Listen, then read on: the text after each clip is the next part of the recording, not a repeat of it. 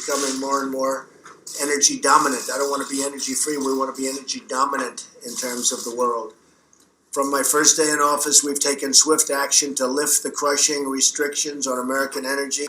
We're also putting our people back to work by doing this.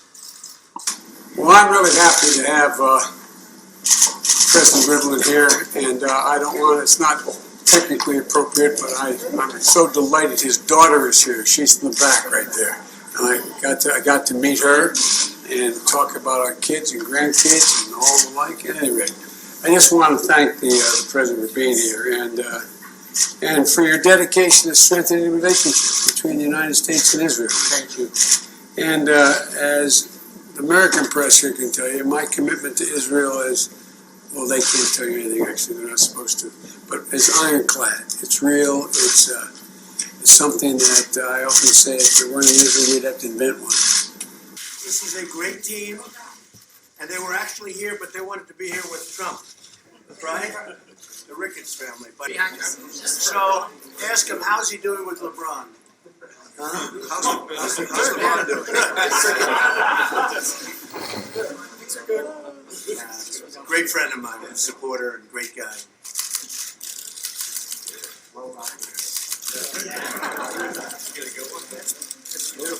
Senator Schumer says he'd like to come down and have all 100 senators come here to talk healthcare. Would you be willing to negotiate with all of them?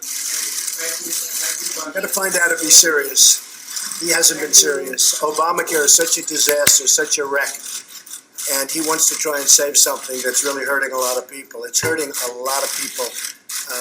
He'd have to be very, very serious. You know, he's done a lot of talking, bad talking, and he just doesn't seem like a serious person. And so this includes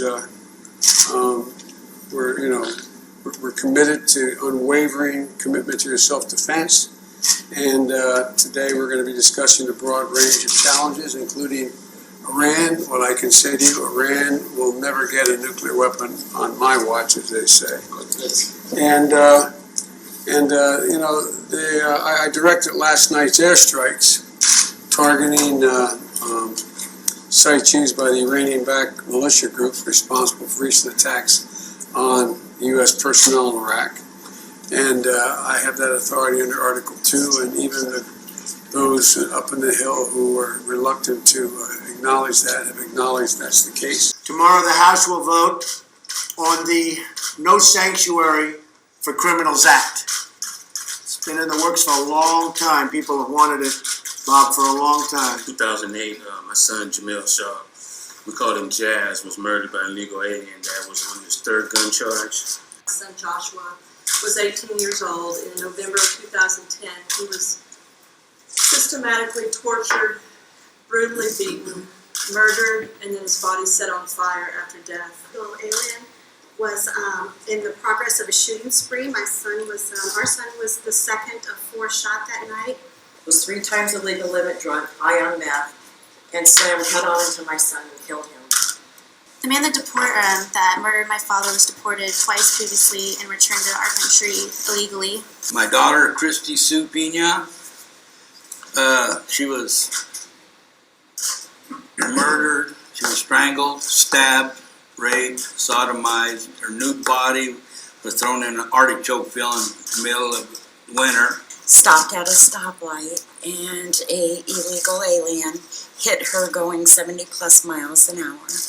He was drinking and driving, underage, street racing. He killed my daughter.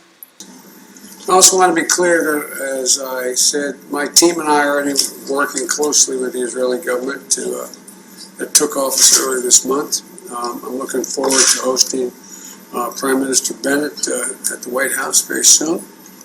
And the U.S. fully supports normalization of the relationship between Israel and Middle Eastern countries that you're making some headway on, and Africa as well. And beyond the important progress, we are really looking forward to building back a wider block of peace and stability. Going forward, Mr. President, the United States and Israel are going to continue to work together to advance peace in the region and stability. And I have only one regret: you're leaving as president, but not immediately, not soon.